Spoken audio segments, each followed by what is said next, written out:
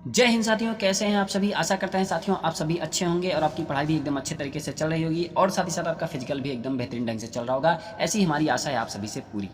साथियों आज का जो टॉपिक होने वाला है वो झारखंड पुलिस कांस्टेबल 2024 में जो हिंदी का पेपर नंबर 1 होता है साथियों, जिसमें 2 पुस्तकों से प्रश्न पूछा जाता है, एक क्षितिज भाग 2, एक कृतिका भाग 2। तो साथियों उसी का प्रैक्टिस सेट नंबर 11 होने वाला है। इसके पहले आप लोगों के लिए 10 प्रैक्टिस सेट ऑलरेडी प्रोवाइड करवाई जा चुकी है, तो आप लोग जाके देख सकते हैं और अपनी तैयारी का अंदाजा भी लगा सकते हैं साथियों। और हिंदी पेपर 1 आप लोगों के लिए बहुत ही इंपॉर्टेंट है, क्योंकि पहली सीढ़ी चढ़ने के लिए आपको इस पेपर को क्वालिफाई करना ही होगा। तो चलिए वीडियो को स्टार्ट करते हैं साथियों। पहला प्रश्न है, शिव जी का धनुष जिसने तोड़ा है वह मेरा दुश्मन है, यह वाक्य किसने कहा है।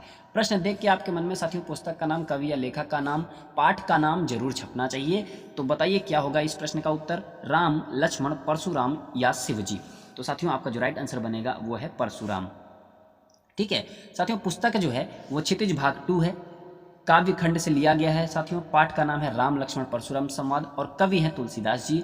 और साथियों यह अंश जो है रामचरितमानस के बाल कांड से लिया गया है। ठीक है, तो चलिए अगले प्रश्न की ओर बढ़ते हैं। लखनवी अंदाज शीर्षक पाठ के लेखक का क्या नाम है। यशपाल, प्रेमचंद, स्वयं प्रकाश, रामवृक्ष बेनीपुरी। साथियों आपको पाठ का नाम के साथ साथ आपको कवि या लेखक का नाम भी याद हो जाना चाहिए। ठीक है, कि मान लो लखनवी अंदाज जो शीर्षक पाठ है उसके लेखक का क्या नाम है। ऐसे ही और भी बहुत सारे चैप्टर हैं, उन चैप्टर के साथ साथ आपके उन चैप्टर के जो कवि हैं उनका नाम अवश्य याद होना चाहिए। ठीक है, तो बताइए क्या होगा आपका राइट आंसर। तो साथियों यशपाल जी हैं। ठीक है, लखनवी अंदाज शीर्षक पाठ के जो लेखक हैं वो यशपाल जी हैं।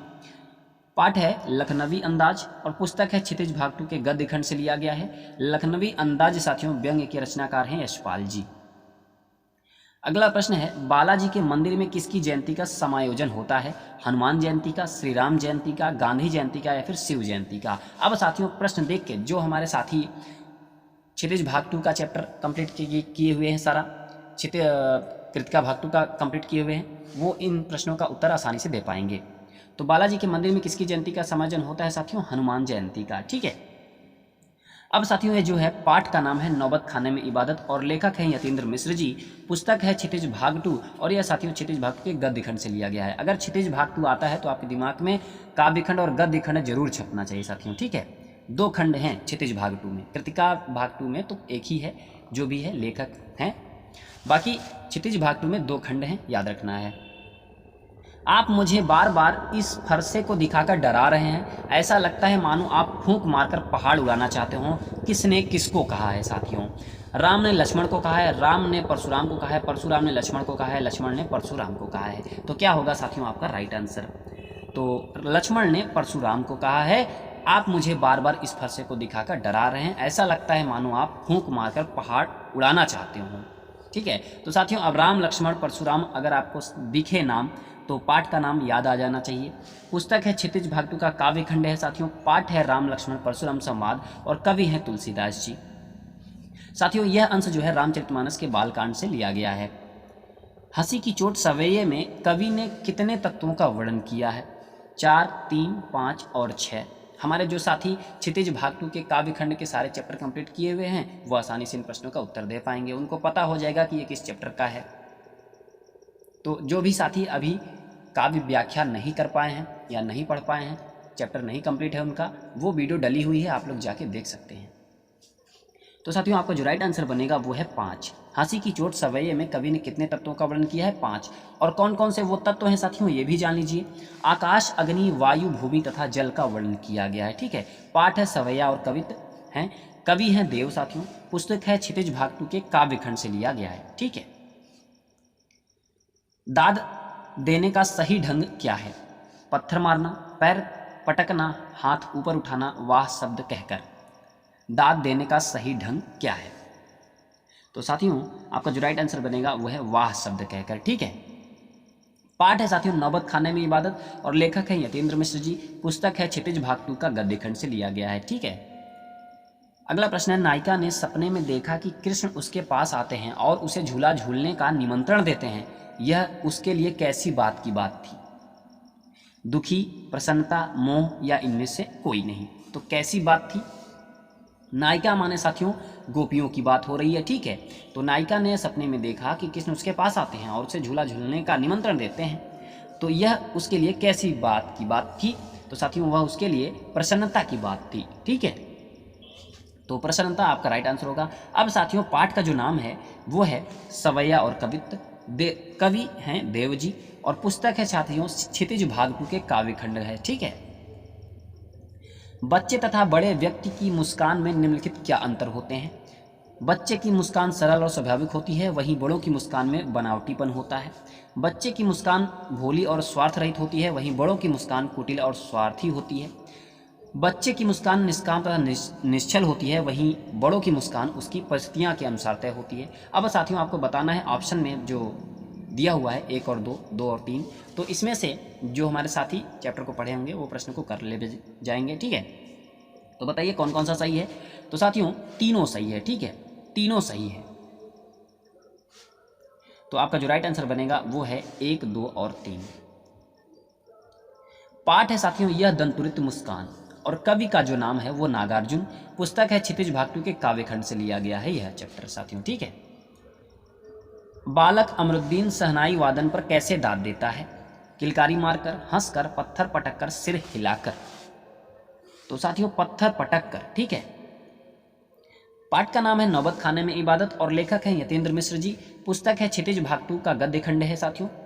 साथियों आप सभी को जो पीडीएफ है वो टेलीग्राम चैनल पे मिल जाएगा, लिंक मैं डिस्क्रिप्शन में डाल दूंगा, वहाँ से आप लोग टेलीग्राम चैनल को ज्वाइन करिएगा और पीडीएफ आसानी से प्राप्त कर पाएंगे और अपनी पढ़ाई भी आसानी से कर पाएंगे। और साथियों ये सब वीडियो तब तक आप लोगों के पास पहुँचती रहेंगी जब तक आपका एग्ज़ाम हो नहीं जाएगा। तो इसके लिए आप लोग बिल्कुल निश्चिंत रहिए, जब तक आपका एग्ज़ाम कंप्लीट नहीं हो जाएगा बराबर वीडियो प्रोवाइड होती रहेंगी आप लोगों के लिए, तो आप लोग निश्चिंत होकर पढ़ाई करिए। ठीक है, अगला प्रश्न है छोड़कर तालाब मेरी झोपड़ी में खिल रहे जलजात, यह पंक्ति कहाँ से लिया गया है? यह दंतुरित मुस्कान, छाया मत छूना, कन्यादान, संगतकार। तो साथियों आपका जो राइट आंसर बनेगा वो है यह दंतुरित मुस्कान पाठ से लिया गया है यह पंक्ति। ठीक है, अब साथियों हम आपको चारों विकल्प के कवि का नाम बताते हैं। साथियों जो ये पंक्ति है उसका जो अर्थ है, धूल से सना शिशु का शरीर और उसकी निश्चल मुस्कान कवि को इतना प्रभावित करती है कि उसे लगता है जैसे कोई कमल का फूल तालाब में न खिलकर उनकी झोपड़ी के अंदर खिल गया हो। अब साथियों यह पाठ का नाम है यह दंतुरित मुस्कान और कवि है नागार्जुन। पुस्तक है क्षितिज भाग 2 का काव्यखंड। ठीक है, अब साथियों छाया मत छूना जो पाठ के कवि हैं गिरजा कुमार माथुर जी हैं। कन्यादान पाठ के जो कवि हैं वो ऋतुराज जी हैं और संगतकार कवि के जो पाठ के जो कवि हैं वो हैं मंगलेश डबराल जी। अगला प्रश्न है लेखक ने सेकंड क्लास का टिकट किस लिए खरीदा था? भीड़ से बचने के लिए, अपना स्टैंडर्ड दिखाने के लिए, एकांत में नई कहानी के संबंध में सोचने के लिए या फिर आराम करने के लिए? तो लेखक ने सेकंड क्लास का टिकट किस लिए खरीदा था? तो साथियों एकांत में नई कहानी के संबंध में सोचने के लिए खरीदा था। अब साथियों यह जो पाठ का नाम है वो है लखनवी अंदाज और पुस्तक है क्षितिज भाग 2 का गद्य खंड है साथियों। लखनवी अंदाज जो व्यंग्य के रचनाकार है साथियों वो है यशपाल जी। लेखक ने हिरोशिमा पर कविता लिखने की प्रेरणा किससे मिली? हिरोशिमा की यात्रा के समय एक पत्थर पर उभरी मानव छाया से, अपने पड़ोसियों से, अपनी माँ से, अखबार में छपे लेखों से। तो किससे मिली साथियों प्रेरणा? तो हिरोशिमा की यात्रा के समय एक पत्थर पर उभरी मानव छाया से। पाठ का नाम है साथियों मैं क्यों लिखता हूँ और यह कृतिका भाग 2 से, पुस्तक है कृतिका भाग 2 और अज्ञे जी की आत्मकथात्मक निबंध है साथियों यह। ठीक है, मानवीय करुणा की दिव्य चमक शीर्षक पाठ के लेखक कौन है? तो एक प्रश्न ये भी बनता है साथियों, इसलिए आप लोग सारे चैप्टर के कवि या लेखक का नाम जरूर याद रखिएगा। कवि या लेखक का नाम दिख जाए तो आपको पाठ याद आ जाना चाहिए और पाठ आ जाए तो कवि या लेखक का नाम याद आ जाना चाहिए।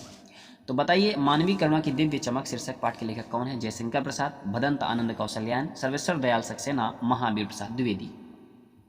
तो साथियों सर्वेश्वर दयाल सक्सेना जी हैं मानवीय करुणा की दिव्य चमक शीर्षक पाठ के लेखक। बाकी जयशंकर प्रसाद किसके हैं वो भी जान लीजिए। आत्मकथ्य पाठ का नाम है आत्मकथ्य और साथियों यह क्षितिज भाग 2 पुस्तक है क्षितिज भाग 2 के काव्यखंड से लिया गया है।